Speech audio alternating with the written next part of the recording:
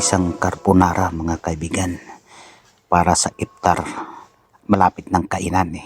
Ito gigisa tayo ng bawang, sunod sibuyas, isunod ng grated na sardinas.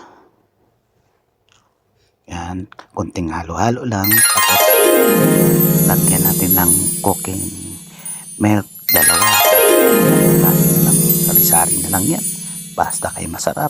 Isunod natin din yung evaporated milk na naman. Bahala na kayo kung anong gusto nyong gatas ilagay. Tapos paminta, konting halo. Yan lang ang diskarte sa mga itong tsamba lang. Tapos magpapalambot tayo ng spaghetti. Dalawang klase naman yung spaghetti na ito. Kasi mga tira-tira lang ito sa ano eh.